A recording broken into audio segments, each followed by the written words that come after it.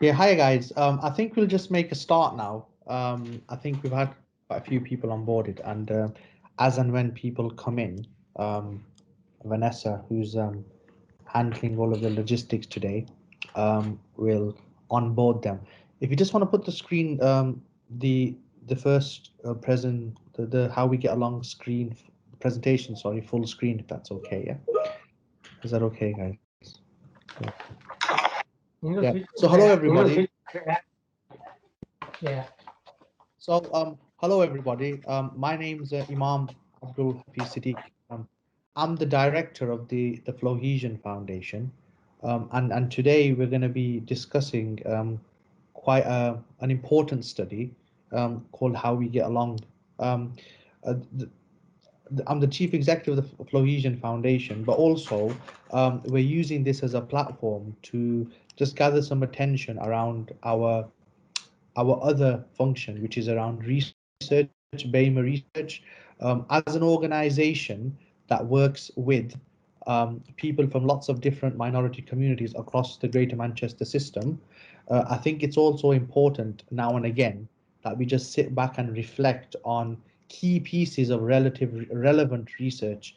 And I think today we're joined by some really good academics with some quite a lot of experience, both not just in academia, but also in the public sector, health sector, and they can give us some unique insights on different parts of this study and how it's sort of going to resonate with communities across Britain.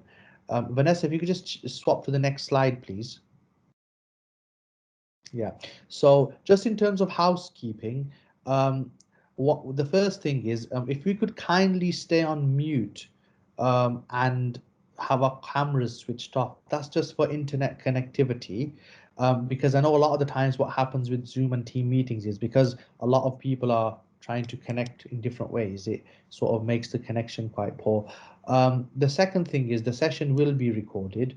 That's because we're wanting just to put it on our resources site of our website, just to make sure that those people that couldn't join us today are able to sort of access some of the relative and important discussions that are taking place. And we're also, throughout the day, Vanessa, who is managing uh, the the chat box for us today and the event I'm hosting. So Vanessa will be picking up questions throughout the seminar that you put in the chat box, and we will endeavor to ask that to our panel. Can we have the next slide, please, Vanessa?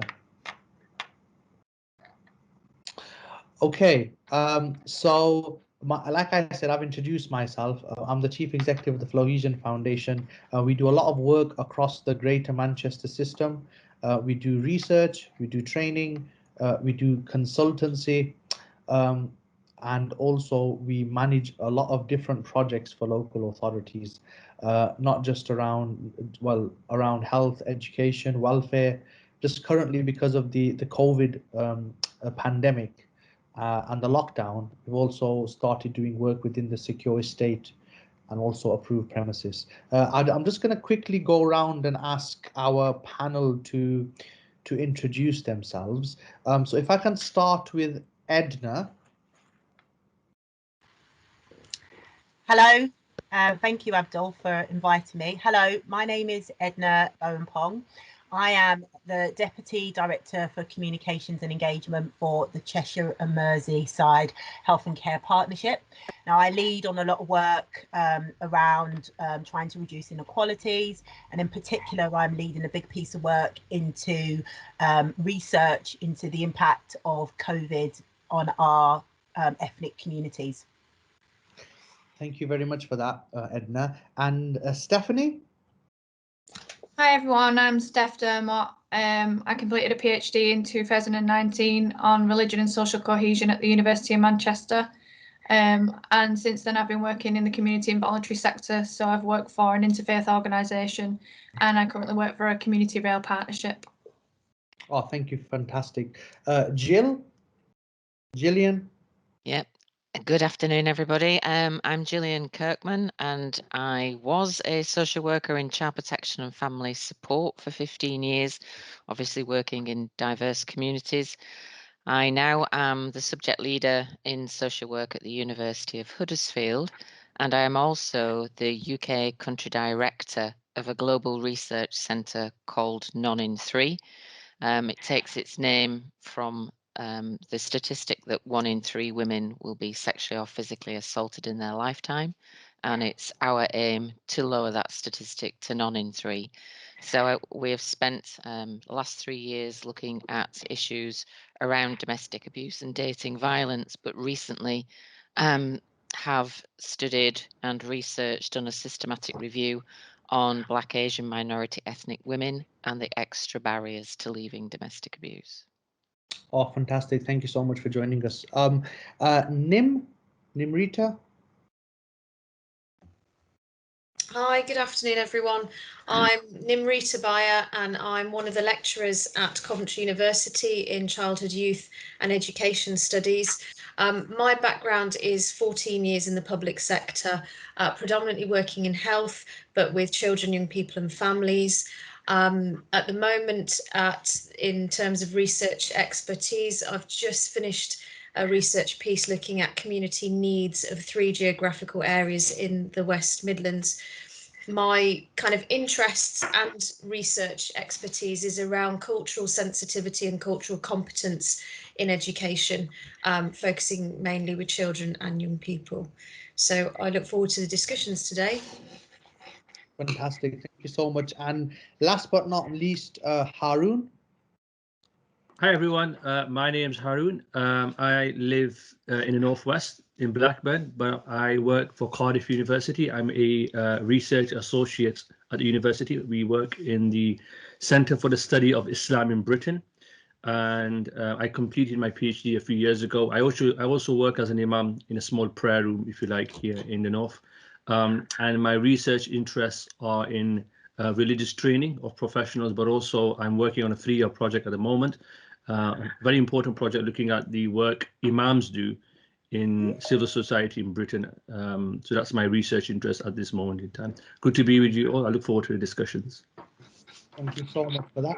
So we've got a very a diverse panel in terms of skill sets, experience, and also academic background. So I'm just going to move over to the next slide, if you can, Vanessa.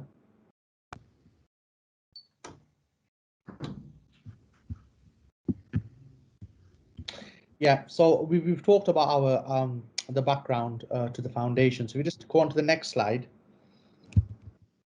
And the next one. Yeah, so just to give a bit of a background about the study itself, if you just turn on the next slide, Vanessa, sorry.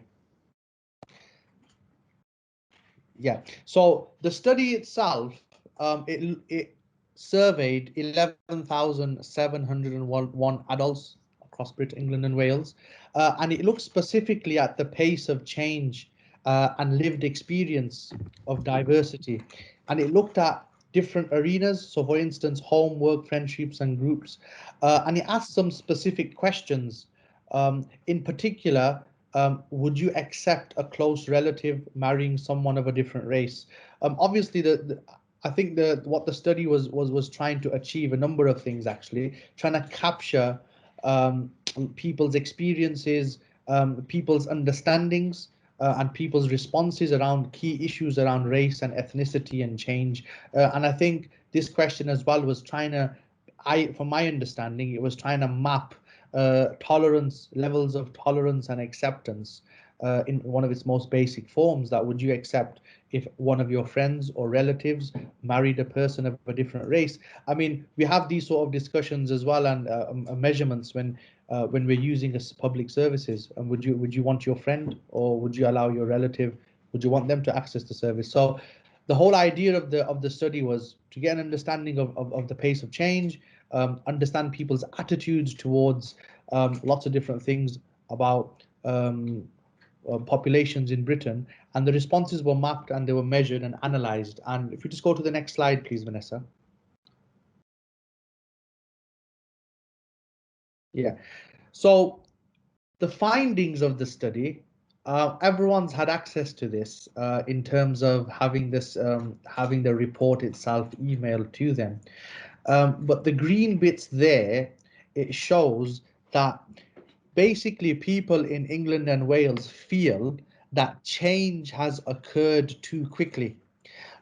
Change in terms of ethnic diversity, change in terms of migration, change in terms of religious diversity. We've also got change in terms of the ethno-religious landscape of Britain. And when I saw, I mean, I know we've got a very good mix of panel here that are going to discuss this further, but when I saw this, the first sort of questions that came out to me on this, particularly on these pie charts, was that we've always had some level of migration to Britain, particularly in the 60s and 70s. There must have been much more migration than we've had now. So why is it that when we've interviewed or surveyed 11,000 people in Britain, England and Wales, people are saying that the change of the pace of change and the composition of our communities have, you know, have altered very, very quickly. So that is one sort of thing that sort of jumped out at me when we're looking at history and we're looking at the immigration to the United Kingdom. Why in the last 10 years are people saying that it's actually immigration and migration to the UK has exponentially increased? The next slide, if you want to move on to the next slide, Vanessa. The next slide as well, it talks about, you know, would you want somebody, would you allow or would you accept your a friend or a close relative marrying someone from a different background? And what we see at the top is that if they asked if the question was asked to a non-black respondent, they were accepting of it, or an Asian person. But at the bottom, a Pakistani or a Muslim, question asked to non-Pakistani respondents and question asked to non-Muslim respondents. So we can see the variation on the heat, on how comfortable people are. And I think that's also sort of shows the way in which we're quite divided on certain issues around marrying people from different backgrounds. And I think that's going to be quite an interesting one to unpick as well, given that the survey itself, the research study, talked about Muslims, asked a specific question about Muslims as well. So let's see how that sort of affects the narrative we have today. So if you just go on to the next slide, Vanessa. Yeah, just the one after that. Okay, so we've all had a chance to have a look at the report, but what I wanted to do now is really, I just wanted to sort of put it to the panel, and the way I'm going to do this is I'm going to ask different members of the panel just to give us some of their reflections on the key findings. So I don't want to put anybody on the spot here, but if you can start with Nimrita, if you can give us some of your reflections on the key findings. Yeah, sure. I was hoping not to be the first, but hey ho, it's fine, no worries. I think one of my biggest reflections from this report is, you know, it's a 2-year piece of research.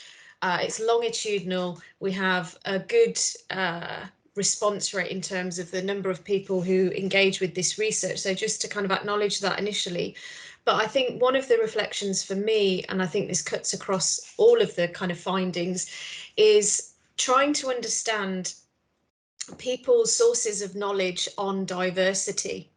Then, you know, what are people's sources for knowledge on the subject of diversity? There's an element, I think, where we think diversity is a topic.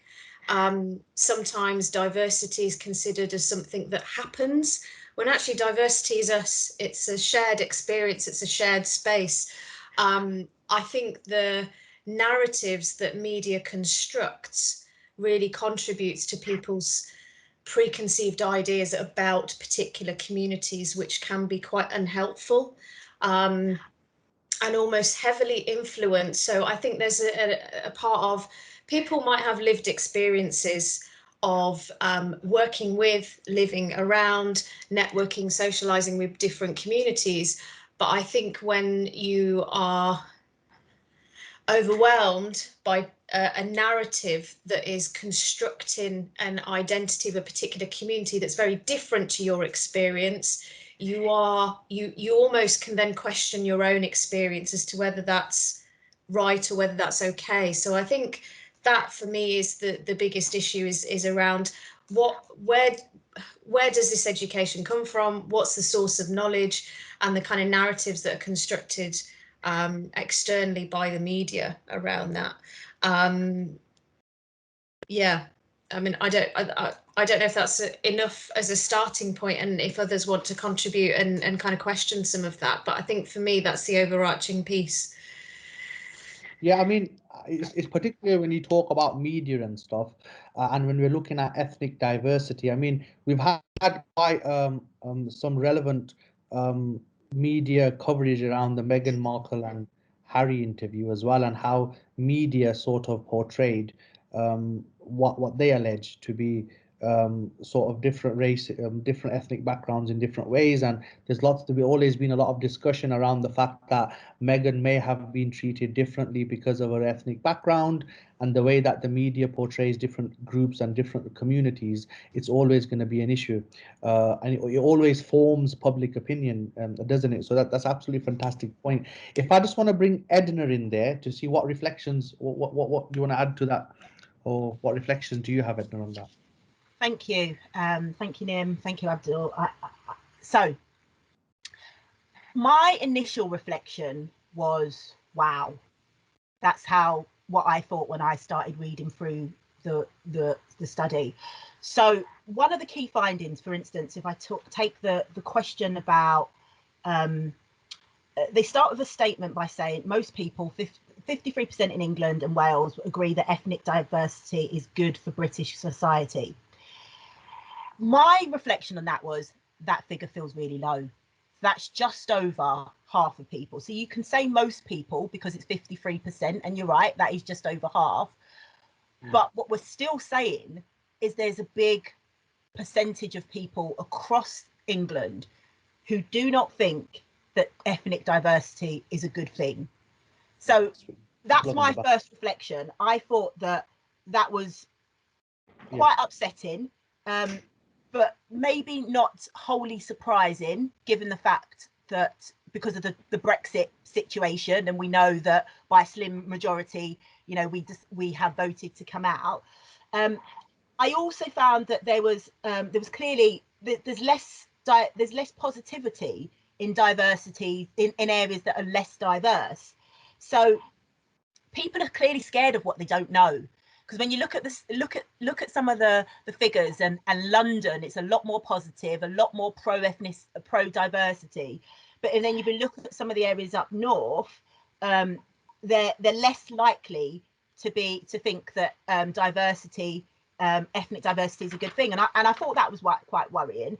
The other thing I was struck with, because this is quantitative research, so a lot of it doesn't see. It tells you a lot about the what and the where, but it doesn't give you enough of the why. So that question about why do people think that almost 2/3 of people agree that the number of migrants in Britain has increased far too quickly in the last 10 years? I'd like to know a little bit more about, well, why do you think that? What is that sense? There's a disconnect between people saying that diversity is a good thing, but then on the other hand, saying the majority of people saying no, the changes happen too quickly. So it feels like there's a bit of a disconnect there, and I'd like to understand why. The other thing, sorry, there's a couple of other things that I found interesting. It isn't just about colour that people seem to, it's not just about the colour of people's skin, where there seem to be some issues. So when you look at the question around marriage, where people were far more likely to be okay about someone marrying someone that was black than they are married people marrying someone who's from a different religion. So there's a question about, well, what's driving some of those thoughts and some of those feelings, and then finally there's the bit about the friendship group. I was shocked by almost a third of people have no friends outside of their own ethnicity. I thought that was pretty shocking. I'm a London girl. I'm a girl that lives up north, and I live in a very culturally diverse area, and for me that is kind of how I feel that everyone sees themselves.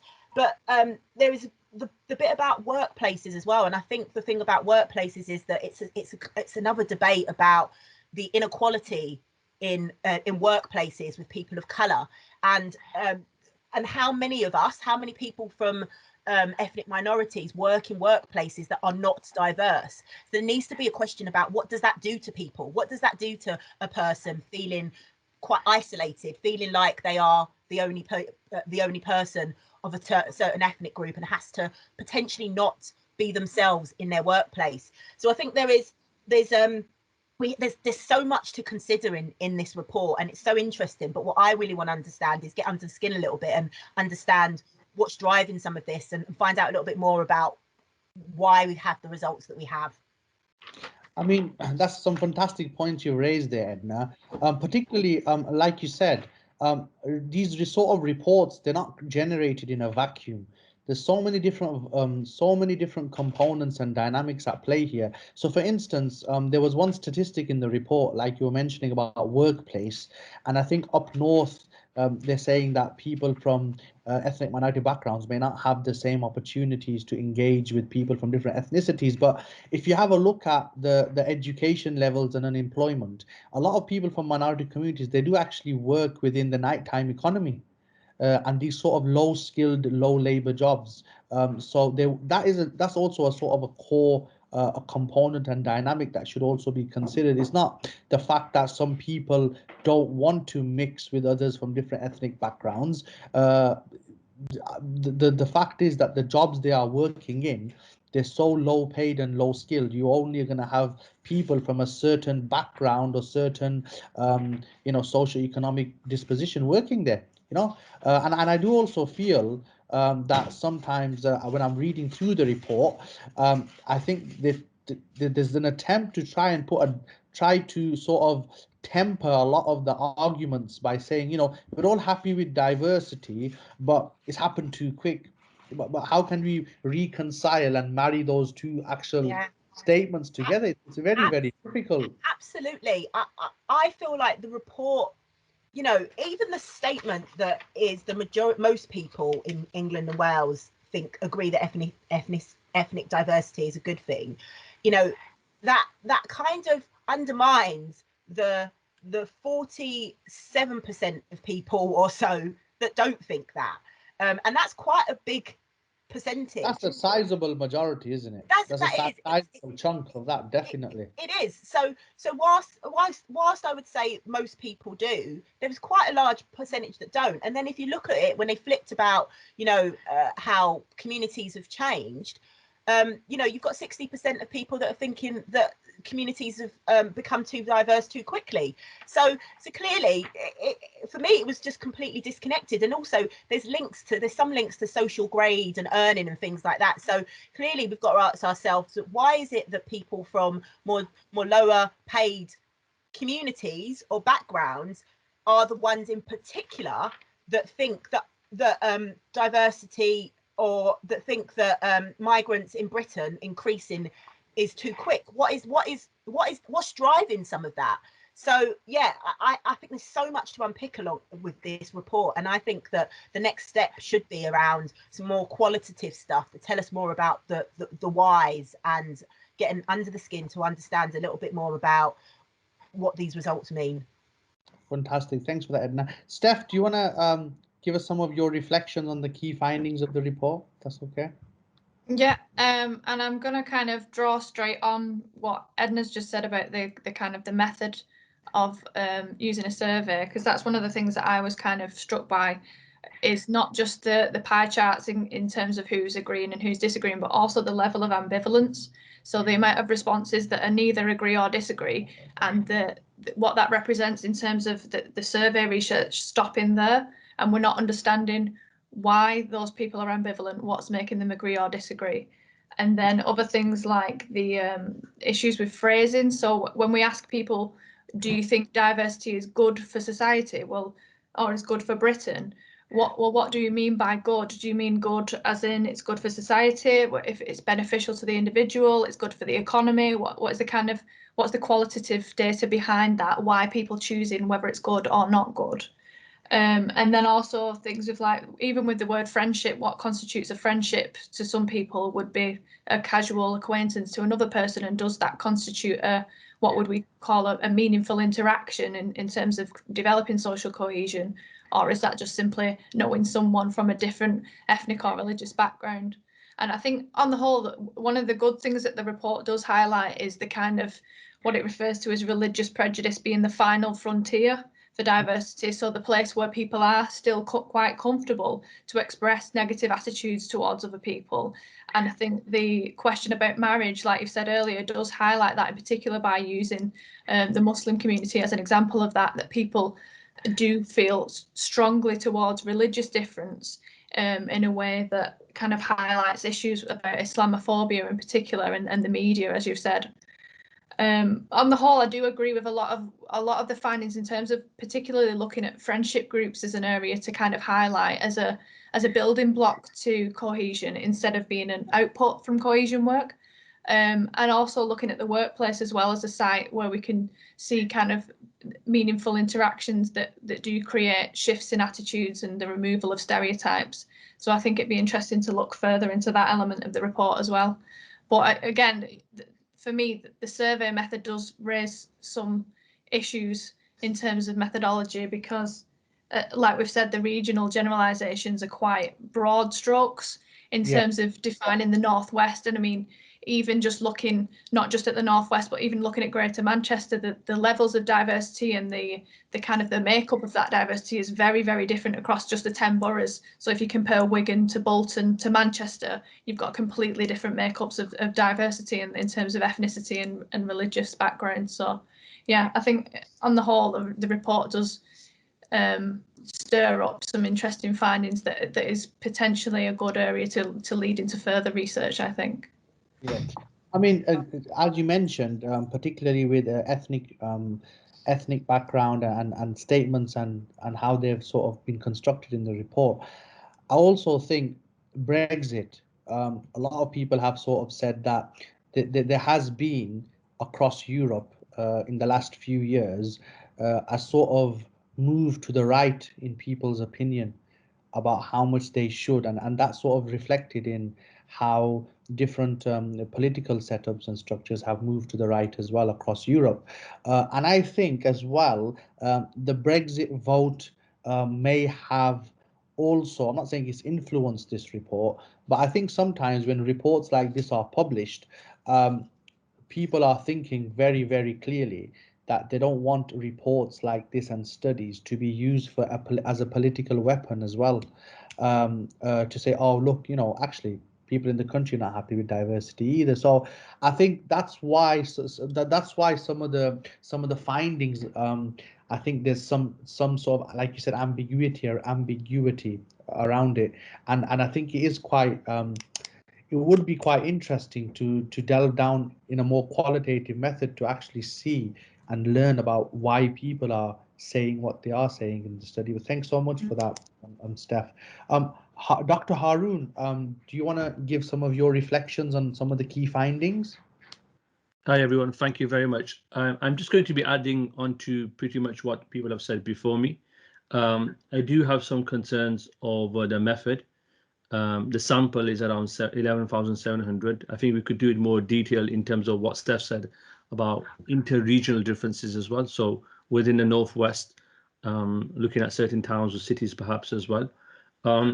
So that's an interesting sort of methodological observation there for you, if you like.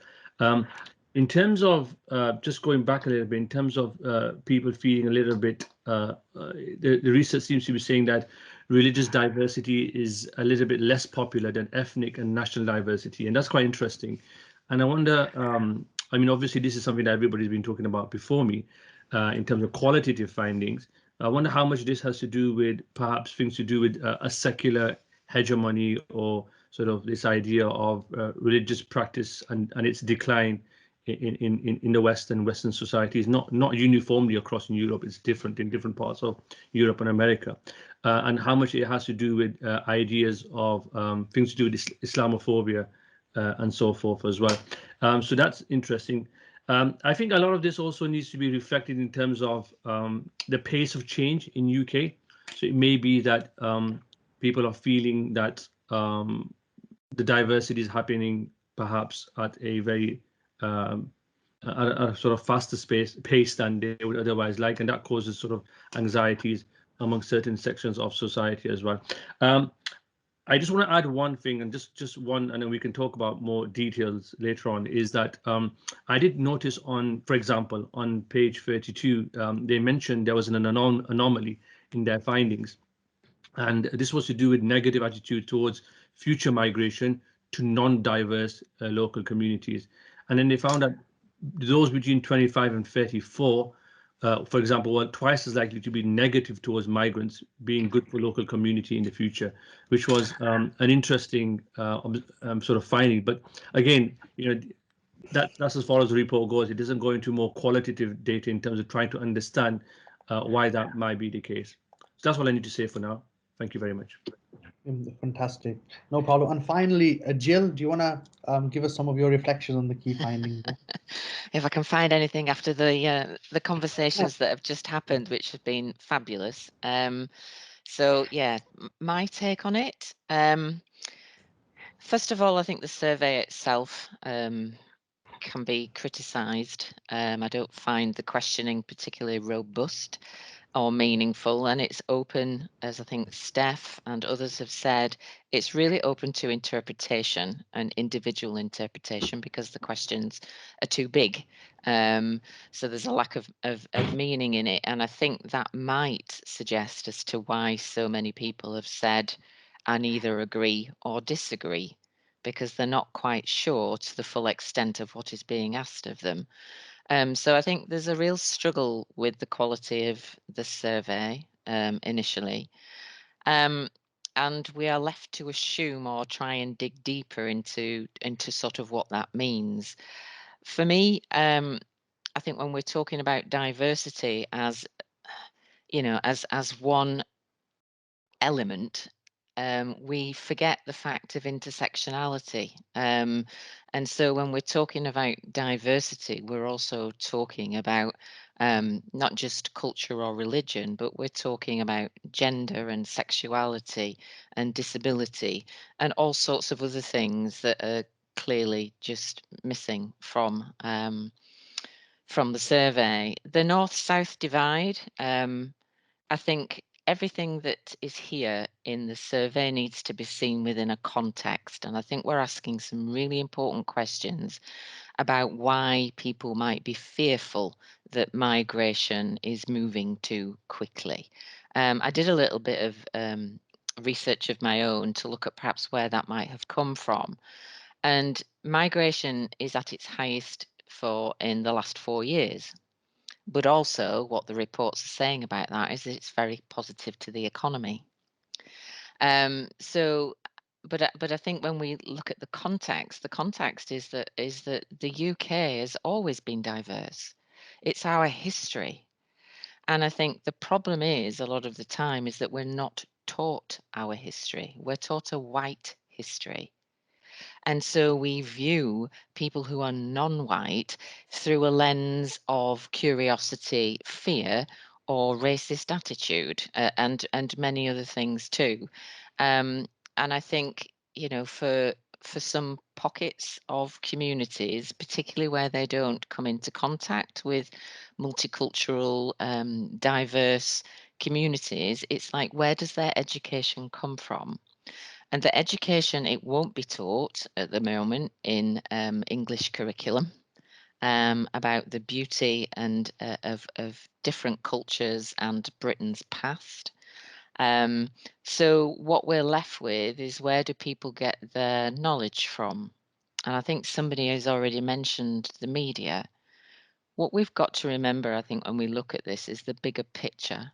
And Abdul, you mentioned, the fact that if we look at the last 10, 15 years across Europe, there are countries that are becoming much more right-wing, and we are one of them. And we've got to remember who owns the media. It tends to be billionaires who are white, old, and male, who will have their own agendas as to what it is that they want to teach. And I think, having this survey coming out to the general population who have suffered 10 years of austerity, and for certain large pockets of the population are really struggling with poverty, with food banks, with a lack of education and a lack of jobs, it does lead to a divide and rule. You only have to look through history to know that that's what happens. And sometimes that's the agenda of politicians, to divide and rule. When we join together, we are more powerful and change can happen. So I think what tends to happen, particularly for those communities that are really struggling and predominantly white, they end up othering. Yeah, so we're not doing really well, but actually they're worse than us. And so we end up with society that are a bit sheep-like in terms of believing what is there in the press. I think Brexit was a clear example of that. And I think what the survey showed was that those who had voted Remain, and particularly if you were a Remainer and female, you were much more positive around diversity than if you were a Brexiter and male. So I think there's some really interesting things to ponder around and discuss, but I think it can't be done unless we see the survey in the context of now, and the multi-layeredness of it and the intersectionality of it, rather than seeing this just as a survey on its own. I mean, you made some really, really valuable points there, and I was just a bit struck myself as a Muslim Pakistani, British Pakistani, that one of the heat maps were totally orange, and they sort of all the different religions, they've asked, whether you'd be comfortable with someone, with one of your relatives or friends marrying a Muslim or a Pakistani, and a lot of that heat map was actually negative. And like you said, these sort of things are not created in vacuums. So what we need to ask ourselves, that we're in 21st century Britain, we've had so many years of race relations, and so many years of of people pushing for equality. We've had the Race Relations Act many years ago. We've got the Equality Act now that has all the different protected characteristics. We have so many different organizations and so much resource being put in to different parts of the system to make people more understanding of other ethnic and religious groups in Britain, because we always will be a very, very diverse community, a population. But despite all of that, we've got some very, very fixed views within the population. And I think what the panel has been saying today, I think we've added some value to different, or we've sort of given some reasons for that. I just want to move on to the next question we set for our panel members. Vanessa, if you just want to move on, if you're able to click on to the next one, next slide.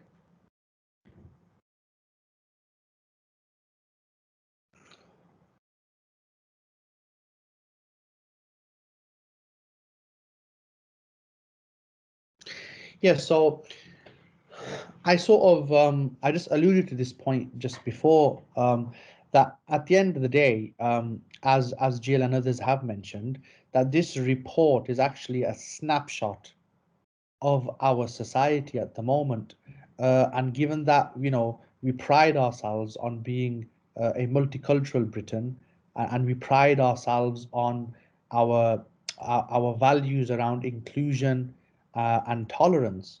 But what I'm sort of keen to better understand from the panel is what impact do you think a report like this has on community relations? Because, like I said, lots and lots of resource goes in to funding community organizations like our organization. We do lots of work around interfaith dialogue. We do lots of different multicultural events.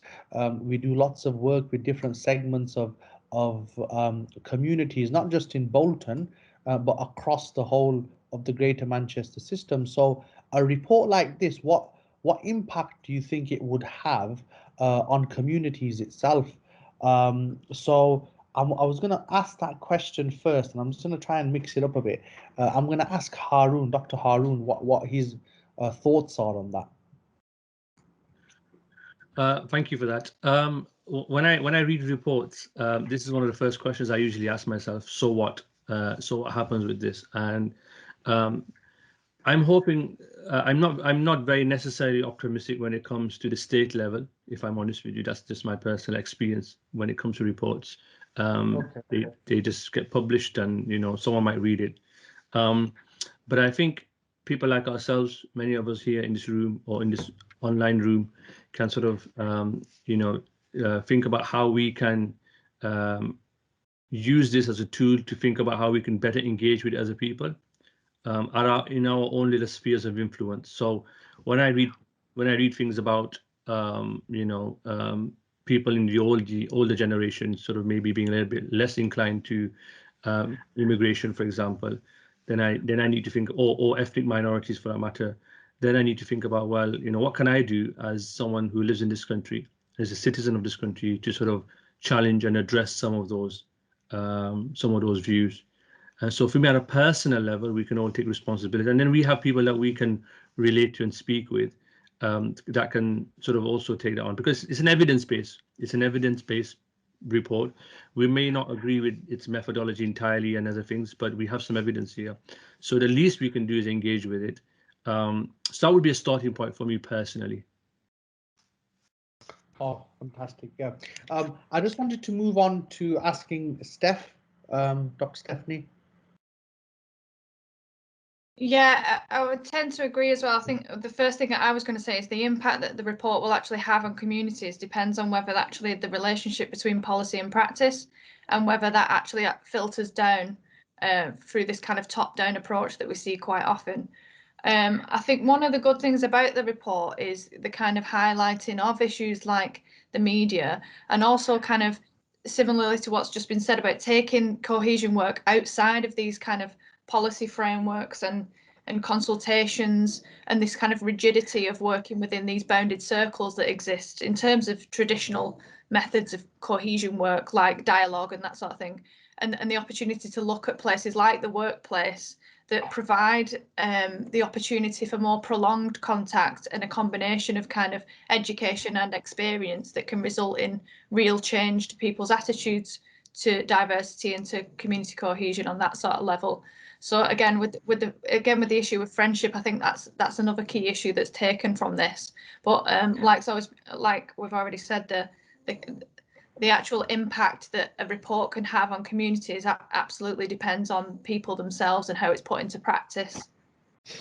I mean, you mentioned a bit about the impact, and yourself, you manage a community rail partnership. So some of the work you're doing there, which is, I mean, we follow it on our social media and stuff. And how do you think you might want to change, or how do you think the work you're doing is helping the conversation and some of the things? Because I know you're doing quite a lot of creative things on how to get people to sort of connect using the railway system, and obviously a lot of the like you said, a lot of the policy framework and a lot of the discussion at the state level when it comes to community cohesion, they seem to sort of derive their answers from focus groups and qualitative workshops, and there's lots of similar programs and projects that are always being churned out. But what I'm quite interested to learn, I suppose, and what I'm asking is, how do you think you're doing things differently as part of your community rail partnership management work?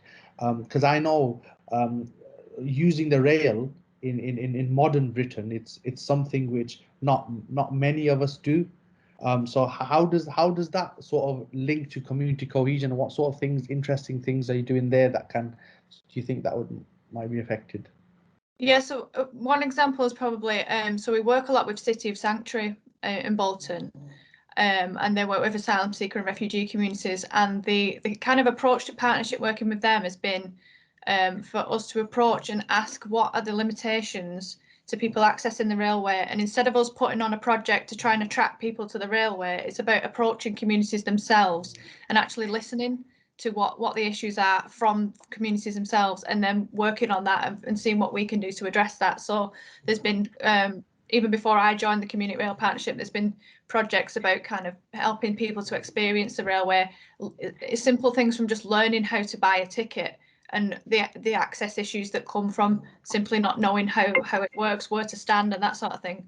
So I think from my perspective, the approach for the Community Rail Partnership in working with diverse communities is to really, first and foremost, to listen and see and learn from communities themselves, and then for us to try and work towards that from our perspective as well. Oh, thank you for that. So I wanted to open the question up to Edna, because Edna, I think you have another specific set of experiences and skills, because you're obviously working in public health. So what impact do you think the report would have on communities, particularly your role as engaging communities around the health agenda as well? So, so this is an interesting question. It depends how you look at it. So if we think about the report in itself, so I must admit, until you reached out to me, Abdul, I hadn't heard about this report. Yeah. So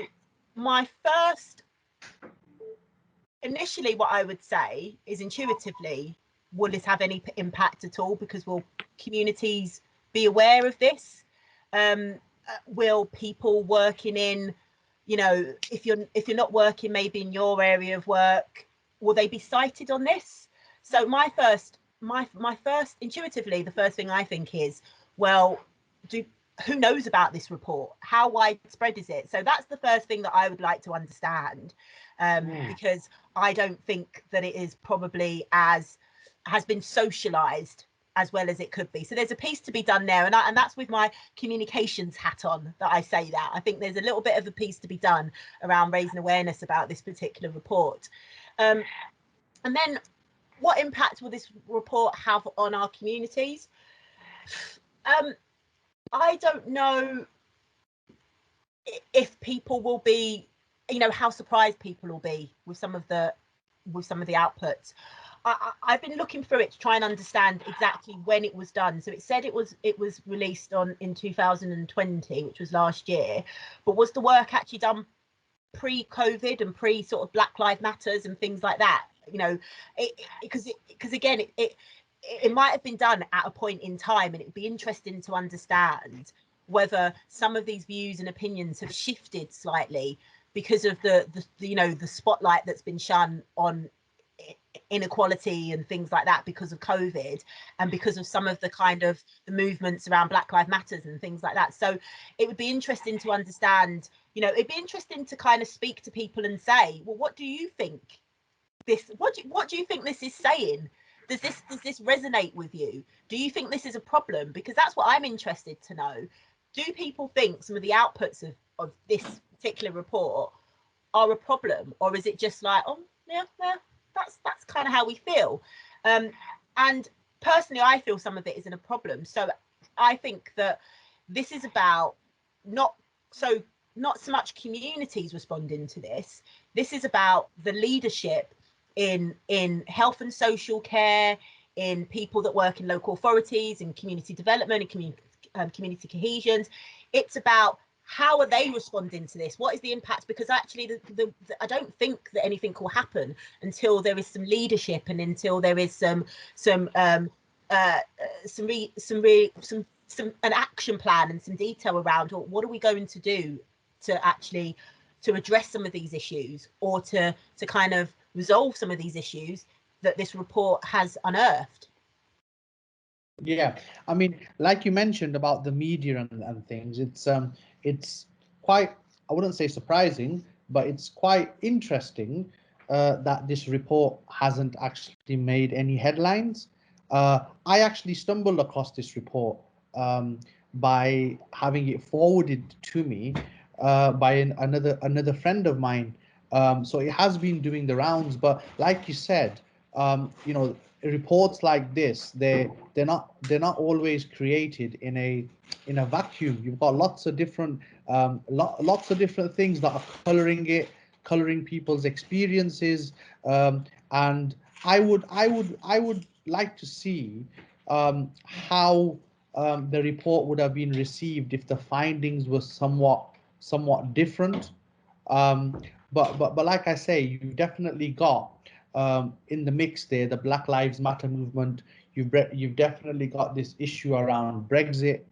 You've got lots of other issues as well, and it's always sort of interesting to see how much coverage things like these have, these reports like these have. I just wanted to bring in Jill to see her what she feels, because I know you do work in you do lecture in Yeah, social work. indeed. I'd like to just concur with other panelists, really. Haroon and Edna make, you know, as you would expect, incredibly valid comments. For me, I agree with Edna. I'm not sure how much of an impact this would have on communities, because I don't think it's out there particularly. And I imagine for some communities this doesn't come as much of a surprise, unfortunately. What I'd like to see in terms of impact is that this is taken as an area of local governance, that it goes higher than communities, and that I know I've talked about the north-south divide. It's real, and I think as a northerner, I often wonder whether some politicians realise that there is something north of Watford. That's my own opinion. But I think, you know, given what the report says, particularly about the northeast and the northwest, is it just shows the importance, I think, of regional governance. And I know we're getting that, and we're moving towards it in terms of geographical mayors and having some sort of budget to be able to sort of take control of particular northern areas, I think is a good thing. But I think it has to come in light of, you know, Black Lives Matter and the push for anti-racism. You know, it's not okay just to say, well, I'm not racist. We have to have clear sight of huge organisations like Edna was saying, so health and social care, police, housing, education, whereby anti-racist charters are developed, and that actually it's not just about having a policy on a shelf, that there is real clarity of what does that mean for each of those huge organisations, which are the foundations in which communities sit, that then that would have and begin to have perhaps some impact on a positive way in communities. And I come back all the time to education. You know, it's the one thing that we all share from the age of 5 to 18. We're engaged in education. That education has to address the issues within the report, but within ethnic minority experience. And so it's not just history. The curriculum should be full of diversity, celebrating, you know, people from minority ethnic groups, whether they are historians, whether they are authors, actors, you name it.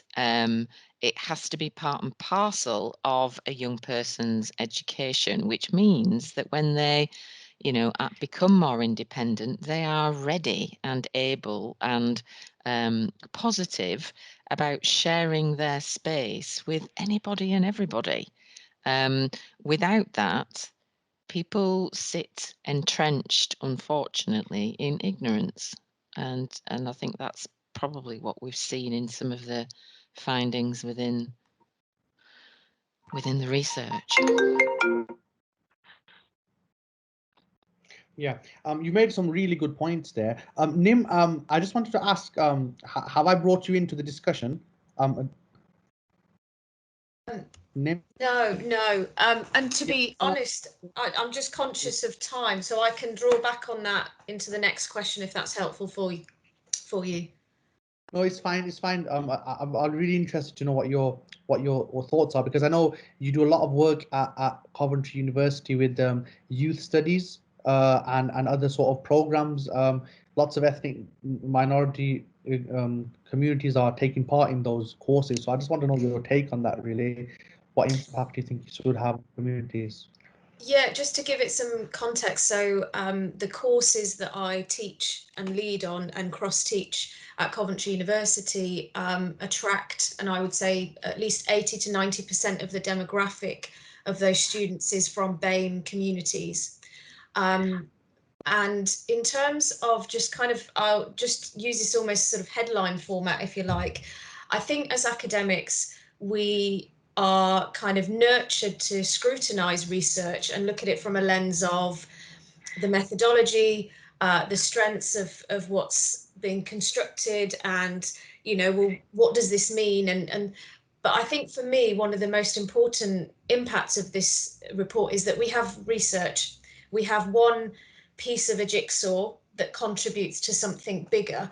It may not, you know, meet the demands of a stringent methodology for academic research, but actually it provides us a vehicle that allows us to have this discussion that we're having today. So there's something to celebrate about building that evidence base, be it with holes or cracks in places that it does have.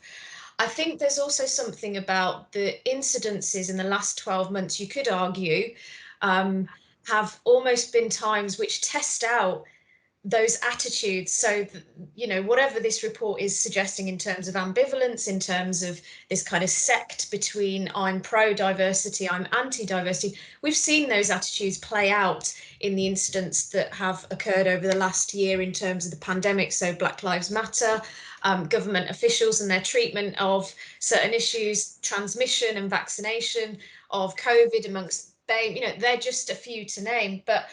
And I think there'll be an element of people feeling, well, watch this space, because post-pandemic, reports like this may give us an eye-opener and things may shift. But I think the reality is, I don't know if they will. And it leads me to my next point, which is we have a responsibility in terms of making this sort of evidence accessible to those people at grassroots level, so those people who are responding and engaging in these surveys and those who aren't. But we also have to make a pledge in terms of value-based practice. You know, it's okay if I'm a lecturer and I'm teaching students about, you know, decolonizing the curriculum, or I'm teaching them about safeguarding and, you know, cultural sensitivity, but there's an aspect of, am I practicing that in me and who I am and how I interact and how I carry myself within a community and within Britain. So I think there's something to think about in terms of what are our efforts in exercising cohesion, and understanding that that's a reciprocal relationship.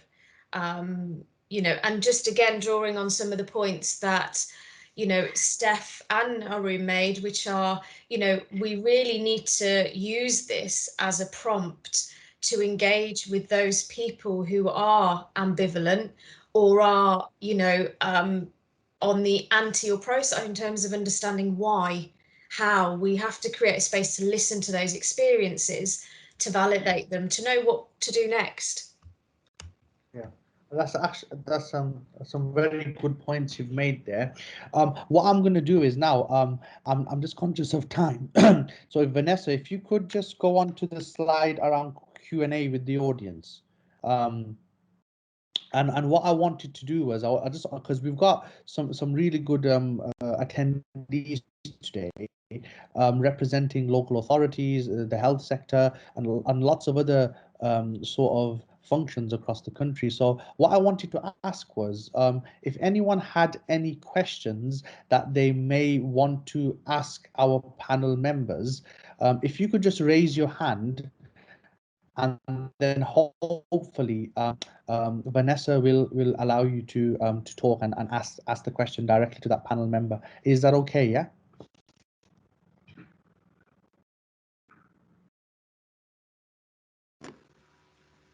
Right.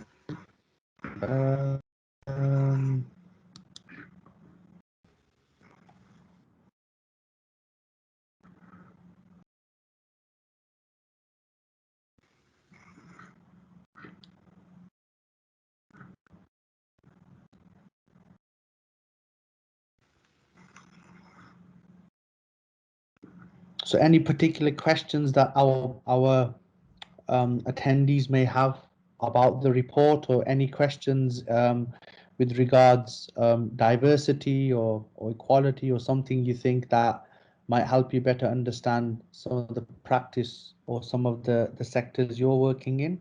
Is there anything you wanted to ask the panel? No?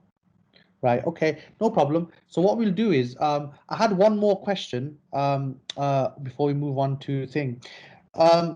What part of the report resonates with you in particular? So if we just go back to, the slide previously, Vanessa.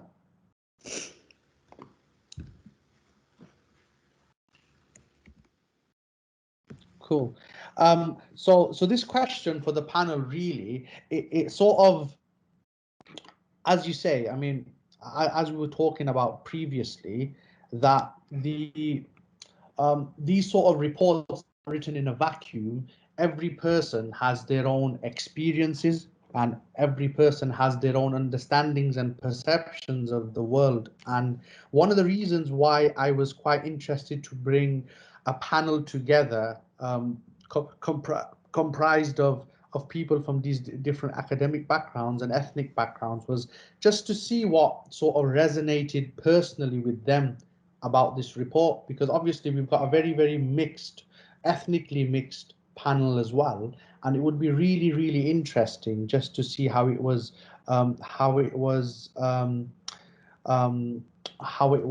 sort of resonating with communities. I've got a question here from Rebecca, and what she's asking is, how are you sharing the report, and what feedback are you getting from communities? I don't know if that question is addressed to myself, or do you want that? Is that question addressed, Rebecca, to the panel? I mean, I'm happy to answer that both. So for myself, I think one reason why I felt it was quite important to have a seminar about this report and also record it and make it available on our website is because I think this is also a vehicle to sort of have discussions about these reports. And I think reports like this, and like Dr. Haroon and Stephanie and others mentioned, you just have so much data that comes out from different think tanks, different universities, different government bodies, and a lot of it is usually just left where we can sort of pick it apart and sort of help us improve our practice. So from our foundation point of view, we've held this seminar to try and get the conversation started about the findings of this report, and we're also trying to engage our stakeholders and make them aware of some of the findings of the report. Because if you look at it, particularly with the question, I mean, for me, as like I said, as a Muslim and a South Asian British Pakistani, there are parts of that report for me that are really like concerning, particularly with the fact that there's a lot of people in this country that wouldn't want their friend or relative to marry a Muslim Pakistani. And myself being a Muslim Pakistani, it is quite sort of interesting to sort of unravel why would that be. I mean, for our foundation, and we engage in lots of different arenas, and one other thing, one other arena that we've took a lot of, been quite proactive in, was around child sexual exploitation. And we've had, obviously, there's been lots of media coverage around grooming gangs, lots of media coverage around South Asian grooming gangs in particular. So 2 years ago, we did quite a well-received workshop on religion. It was called Culture, Islam, and Child Sexual Exploitation. And my reason for that workshop was really to work with Dr. Jessica Eaton, who's done quite a lot of work on sexual exploitation and feminism. And the reason for that, joining with Dr. Jessica Eaton, was this idea that the whole narrative around child sexual exploitation was sort of controlled by the far right, and there was this idea that it's largely Muslim Pakistani men that are doing this. And if you unpack that narrative, there's a number of things that are very, very concerning about that, because that narrative is not factual at all. There's been a lot of research done in this country. A lot of research has been done in this country around grooming and also gangs, and the majority of people in this country doing this is not South Asian men. It's actually quite the contrary. And the second thing that's quite concerning as well is, and this is quite important for our discussion today around how the social constructs, how they're created, and how media is so important in creating the national construct and conscience around different things. So we looked at, with Dr. Jessica Eaton, we looked at lots of media releases about child sexual exploitation from some very, very big charities, from lots of police forces. And what we found was that the majority of those advertisements always showed a white girl as the victim in child sexual exploitation advertising. And I remember once having quite a detailed discussion with quite a lot of the Northwest child sexual exploitation leads. And when I said to them, do you think what would be the response if a white girl got into an Asian taxi? And they said, obviously, that would be ring alarm bells and things. But I said, what about if an Asian girl got into an Asian taxi? Or a white girl got into a white person's taxi and said, oh, we've actually not really thought of things like that. So what I'm thinking is, from my understanding of working in different arenas and the role media and narratives play, how has that played out on the ground when they've surveyed 11,000 people and asked them, would you want member of your family marrying a Pakistani or marrying a Muslim? And how these narratives around grooming and these narratives around Islamophobia, how they have played into and sort of shaped people's responses. So as an organization, I've done certain things, we've done certain things that try to break the cycle. So for instance, we've got a place in Bolton called Tongemore, which is quite a poor estate, but it's largely white working class people. And we did many years ago, we did like we did a series of workshops called the Imams on Tour in Tongemore. So we were going there, having those discussions with people from those backgrounds and trying to break that cycle. So I think that's important as well. There's another question here. Before I might pass this on actually to one of our panel members. If I can find it, it's gone down. Yeah, so it's given me a lot of food for thought, especially around how we can educate residents in our hostels and promote exclusivity more. Jerry, that was just basically a comment from Jerry. So what I'm going to do is, I hope that's answered your question there, Rebecca. What I'm going to do now is, I'm just going to ask one or two panel members how, as for instance, a person from a certain ethnicity, what part of that report resonates with you in particular. So if I can start with Edna. Hello. Hi. Yeah. Sorry, can you ask that question again, please? Yeah, no worries, no problem. So what I'm asking is, what part of the report resonates with you in particular as an African woman working in the NHS, and what part of this report resonates with you? Do you know what? It's interesting because so much of it resonates with me from so many different points. So there is the north-south divide. First of all, that resonates with me because I am a Londoner that is living up north. So first of all, I can see the lack of diversity in up north compared to London, and also that drives different ways of thinking, different behaviours. So that's the first thing. So the north-south divide. The other thing that really resonates with me, and I can completely relate to, is the lack of diversity in the workplace. So that part of it as well kind of rings true to me, in particular as someone who is in a relatively senior position.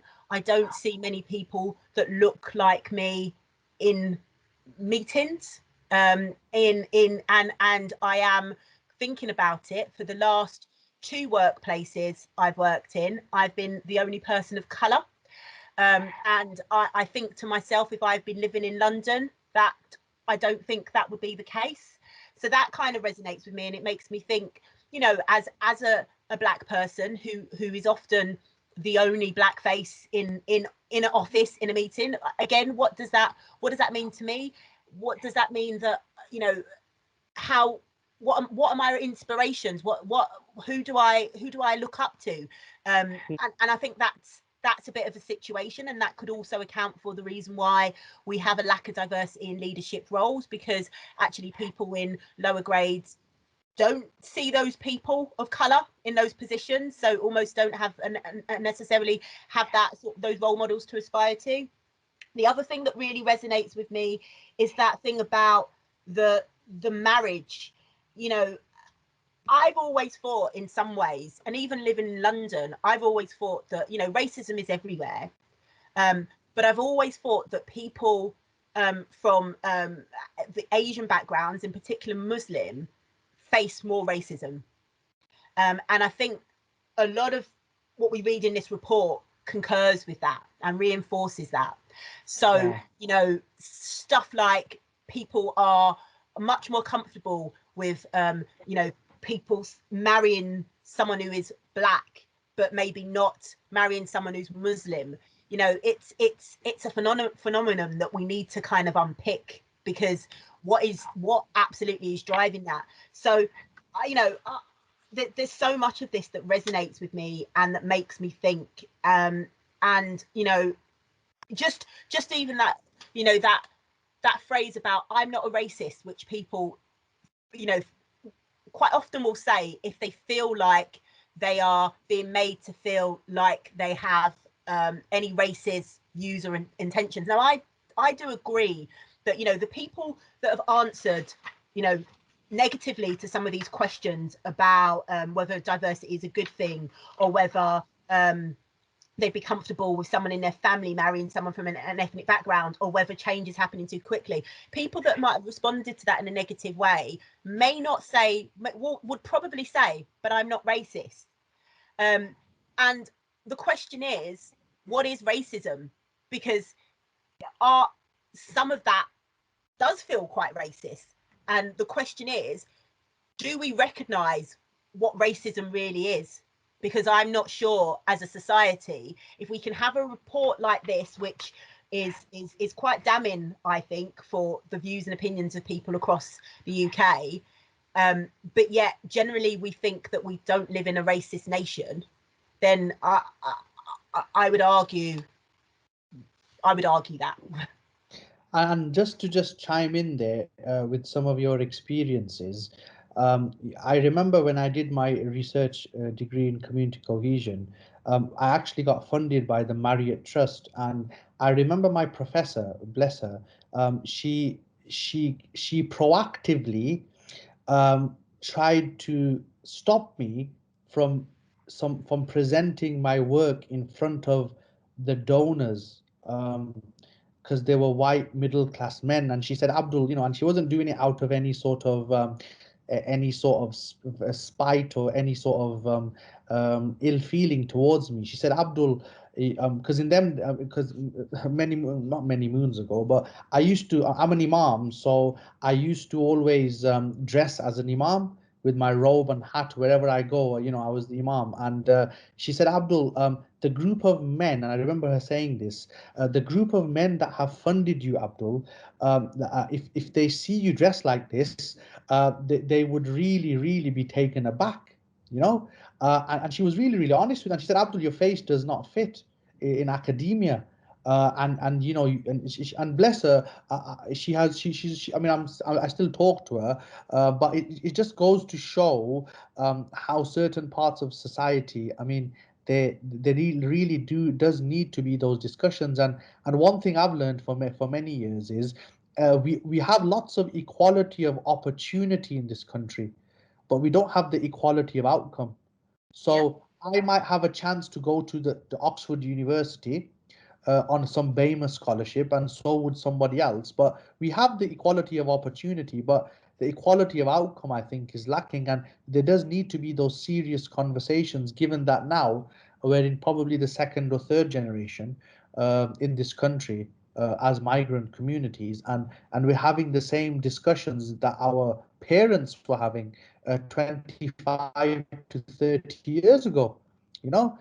So that's just a personal experience I've sort of shared with you there.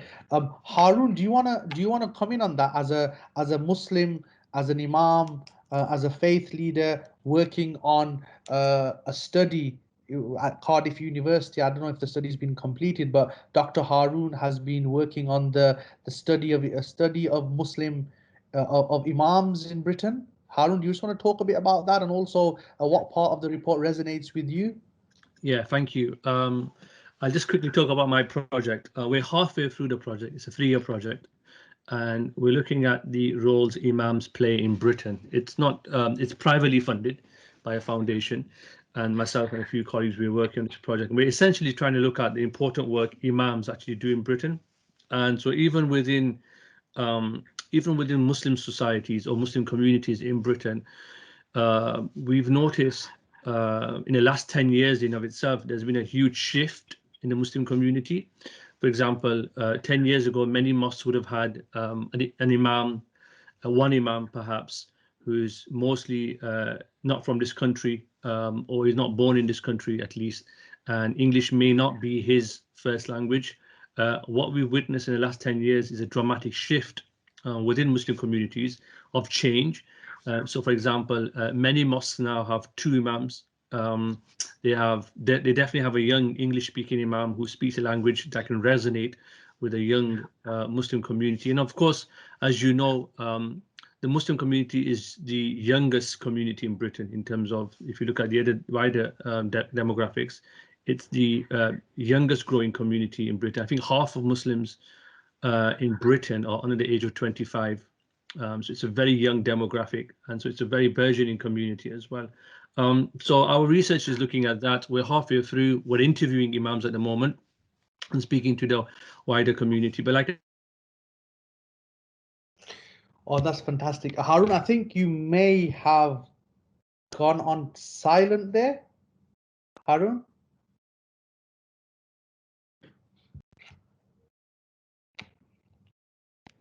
I think it's cut off there. Harun, I think sorry, Harun. I think we've lost Harun there. 1 minute.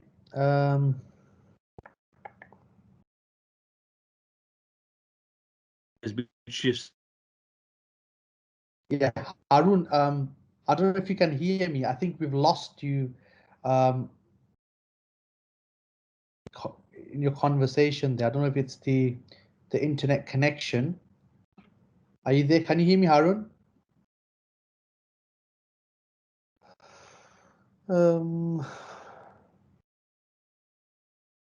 Right, we're just gonna move over to Jill until we can sort out Harun's internet connection, because I'm I'm assuming there might be some difficulty there. So Jill, do you want to give us, sorry, Harun, are you there? I think he's back. Sorry, I think I'm back again. Can you hear me now? Yeah, I can, yeah. So basically the internet connection, as always happens on the day, it's Yeah. let us, so no problem. I'm really sorry. I don't know what happened. Sorry about that, Jill. Yeah. Harun, yeah, go for it. I don't know where I stopped or where you heard me. So I'm just going to pretend I was just talking from wherever I think I stopped. So yeah, there's been huge shifts basically in the Muslim community, especially in Britain. Britain is quite a special case in Europe in the sense that the rest of the Muslim community in wider Europe looks to Britain as a role model, actually. I know it's hard for many people to believe this, of how Muslims should integrate into wider society. So a lot of European countries look to Britain as examples of positive engagement with wider society. So there's a lot of shifts happening. In terms of your second question, if you like, something that resonated with me. I mean, a lot of this stuff that's in the report is stuff that many of us, if we're honest with ourselves, sort of know at a vague level that is true. But I think some of the positives, and I like to focus on some of the positives and things that we can build on, is that the examples of the workplace, which is quite an important example of telling us that when people come together, or where there are opportunities for people to come together, not necessarily living together or forcing people to live together, but just opportunities for people to interact. And then, you find examples, broad examples of places like London or some of the cities or universities or campuses where people sort of interact and meet with one another. This is a really good place to challenge some of those stereotypes as well. So I think the cosmopolitanism, if you like, or the ideas or the opportunities for people to come together, it's very, very significant. And historically, we know that as well. And that also helps in challenging this what seems to be almost a perennial challenge of the media or the structures.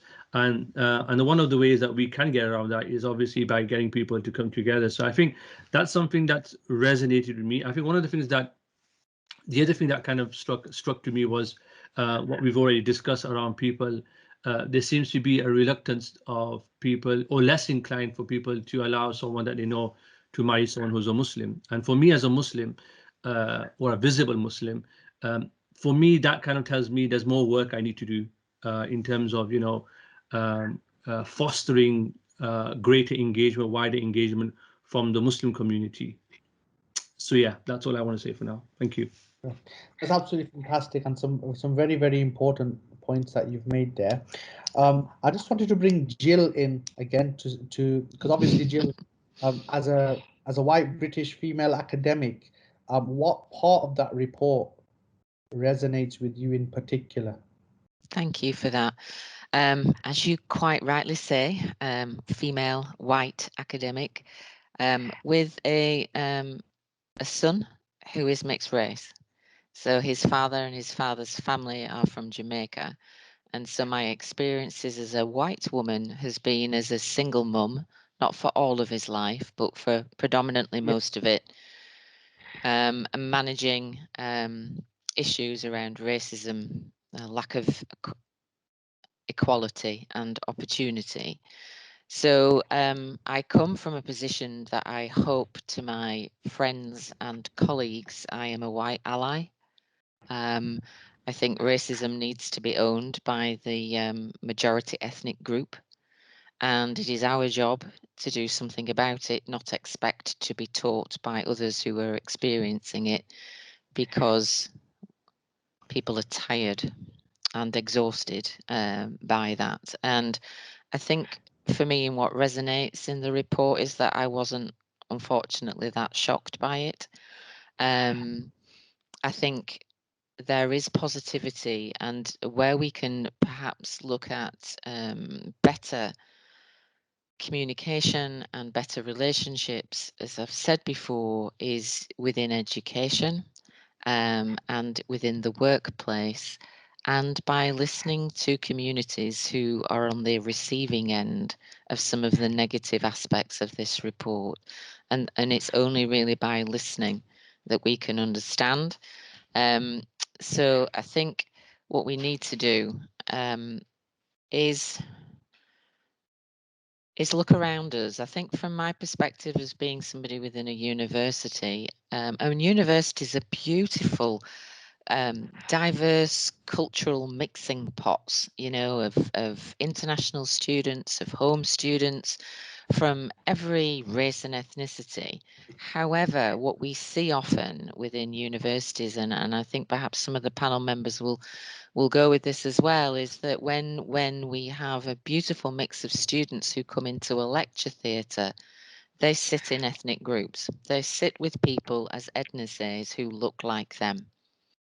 And it's about us understanding why that is, yeah, because there is a conversation that doesn't need to be had, and there is an acceptance.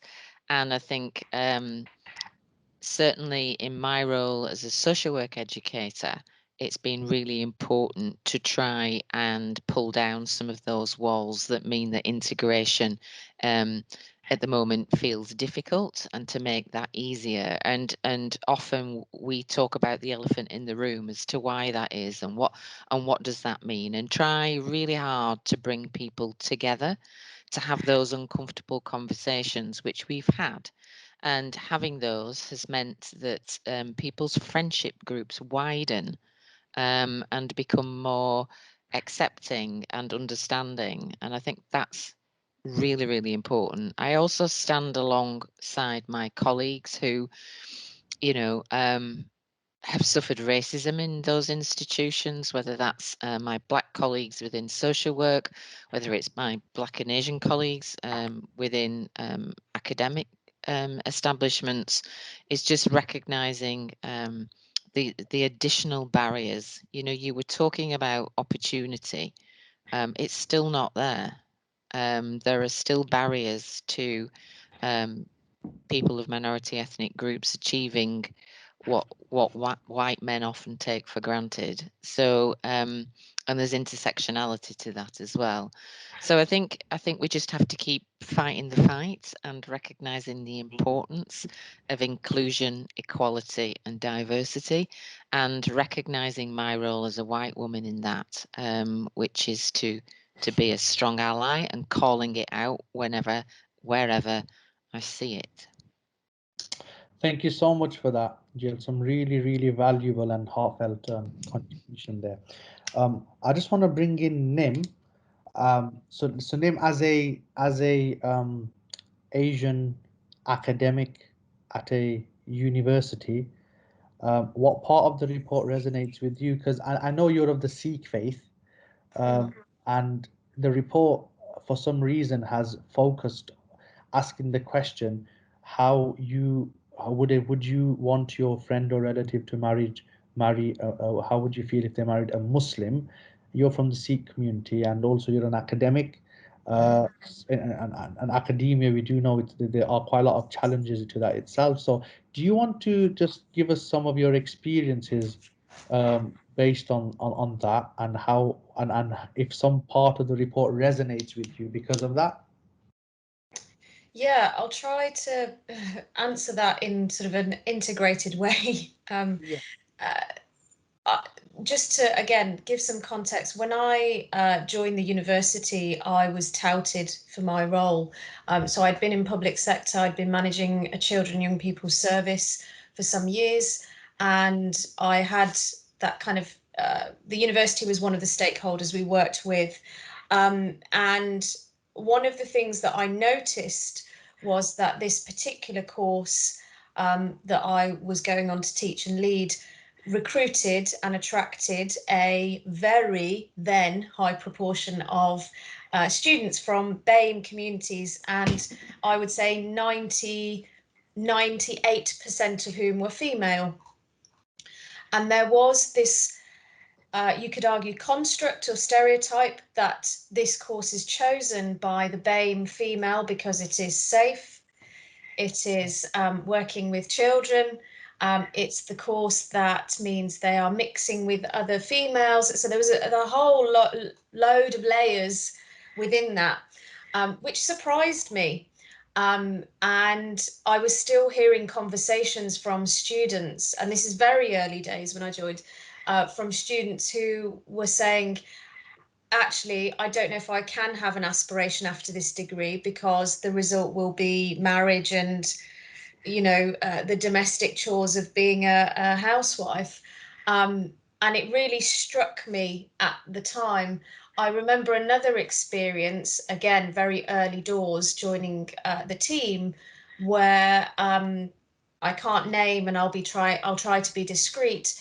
A staff member within the institution said to me, "Oh, you're from the BAME community, you're South Asian, and it's very unlikely that someone from your community would be an academic, and particularly of this kind of course. So tell me about that, how and why?"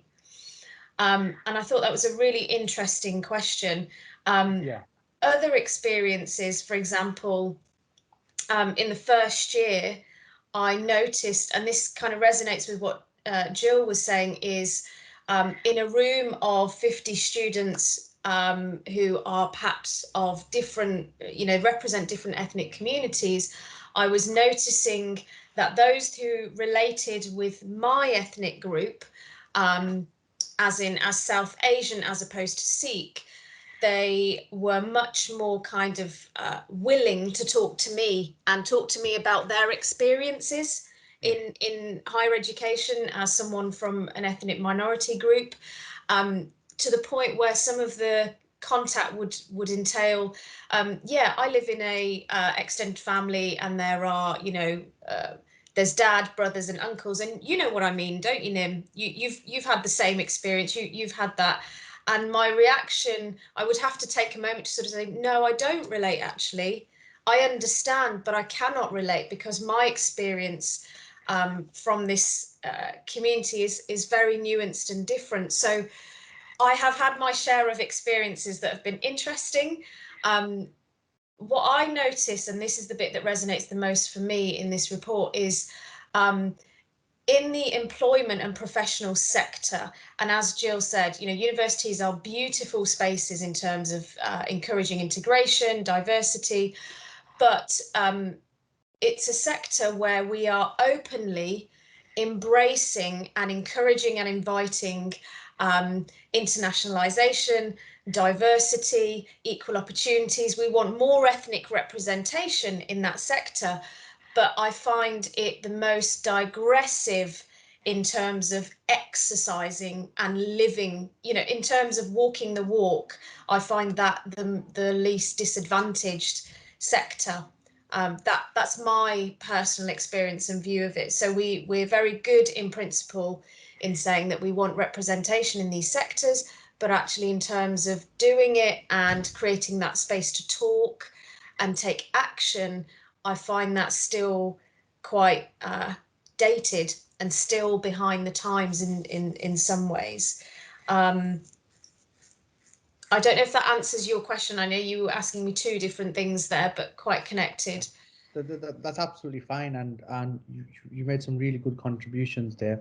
I just wanted to bring Steph in, and is there anything that particularly resonates with yourself? I mean, I know you've done a PhD study around social cohesion, and as a white British female looking at cohesion, a lot of it is to do with looking at different types of communities, BAME communities. I also know that you know you've worked as well with in the interfaith sector as well.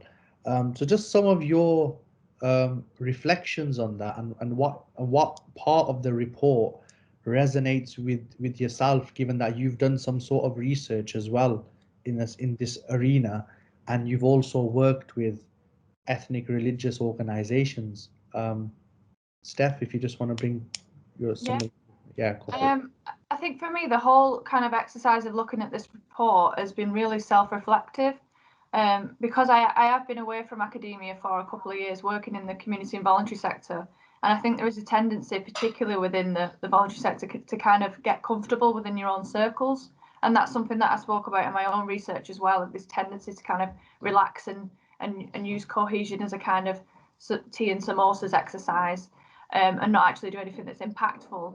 So for me, I think one of the things that resonates the most is, from a personal and a professional level, is looking at the workplaces, as I think most other people have said as well, as an area in which we can develop cohesion in a more organic way and not in a kind of forced, rigid framework of dialogue or anything kind of that feels unnatural in some instances, and things that people kind of tend to reject as a general distrust of the policy discourse.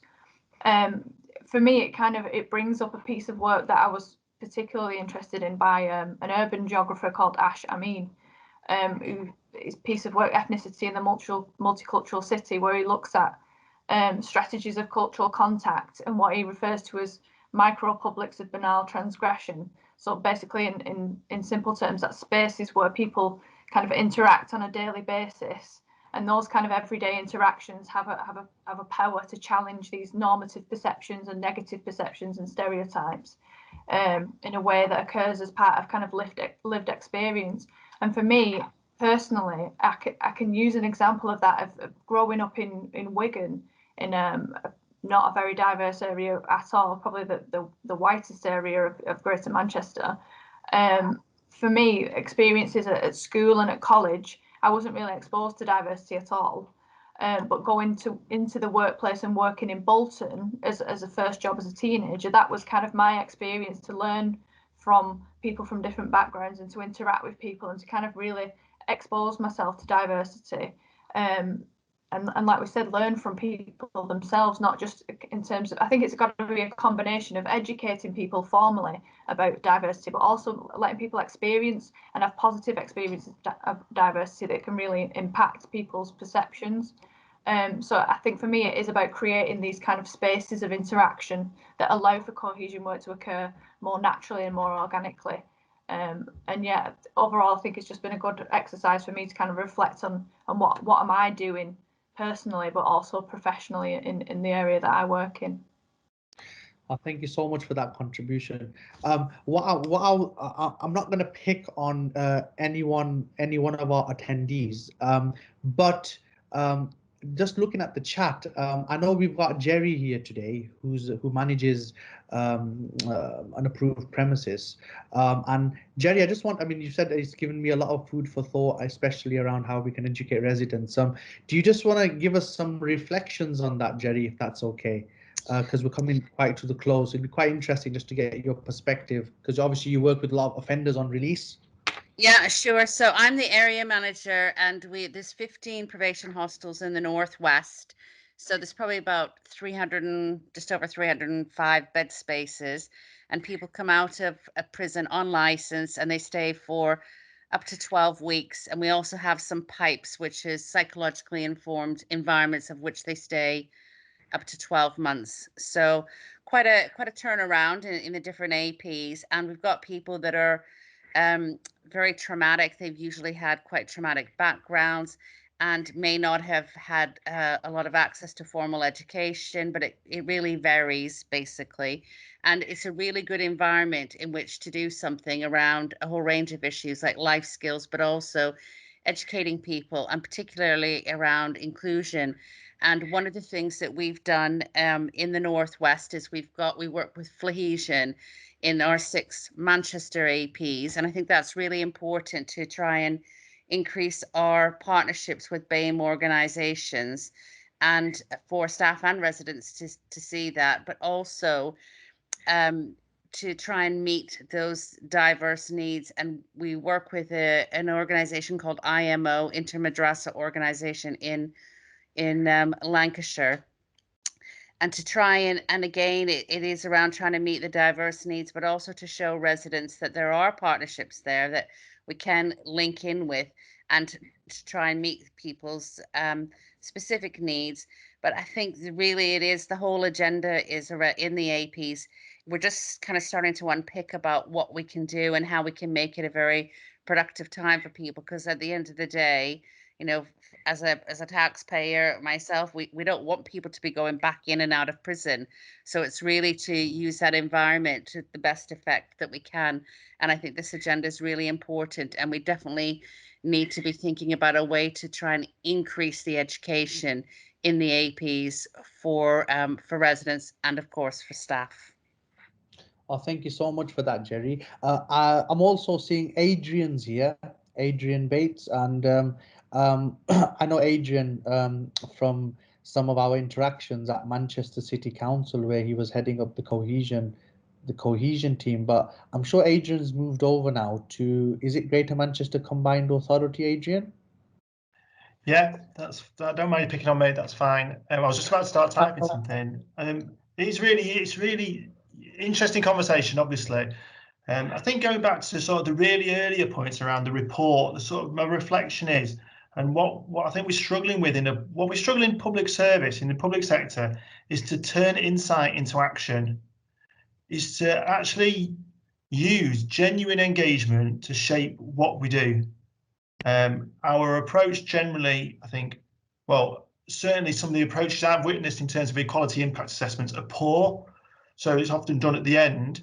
But as someone who's been advocating for engagement and insight for many years, it's actually trying to change the culture of policy making and public service delivery into doing things, working with people rather than doing to them.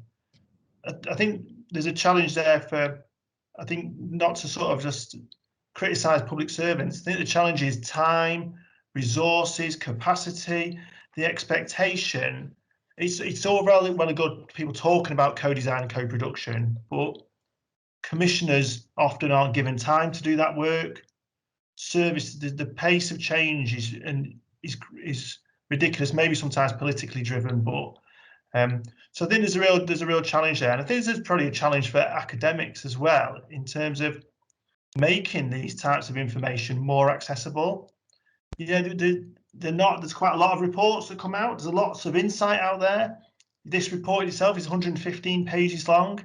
You know, it's tricky, isn't it? Policy teams aren't going to read it. And let's be honest, they're not. The people that are then doing the analysis, I think, has probably been cut down. The amount of, you know, austerity's had a hit on policy teams and time and capacity for analysis. So it's how we make it not just accessible to the community, but accessible to policymakers.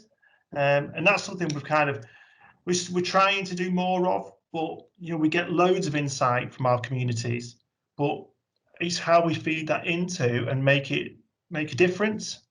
So I'm not saying we should stop trying. I just think it's a continuous challenge. Oh, fantastic! Thanks so much for that, Muhammad Abdul Alim. Is there any sort of reflections you might have, or on what we've been discussing today, or the report itself?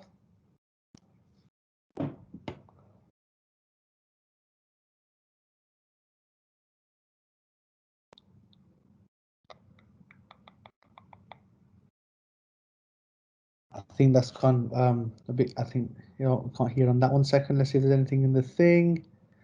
Okay, no problem. We'll just move on to ask Alex Tan. Is there anything you want to add to the discussion or what we've been talking about today?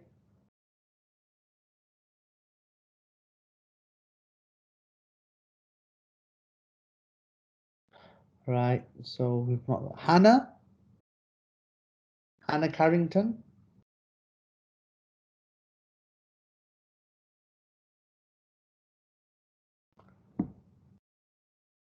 Right, 1 second. Let's see what's happened. Just good to see discussed here. Yeah. So Alex has put it. Just good to see this discussion going on here. Yeah, fantastic. I mean, we're into the last 5 minutes of the seminar. So if we can just move, because if we can just come to the final slide there, Vanessa, because I think we have talked a bit about race relations in the future and final thoughts. I think that's been wrapped up. Yeah. Sorry, I think someone's speaking there. 1 minute. Sorry, I can't unmute.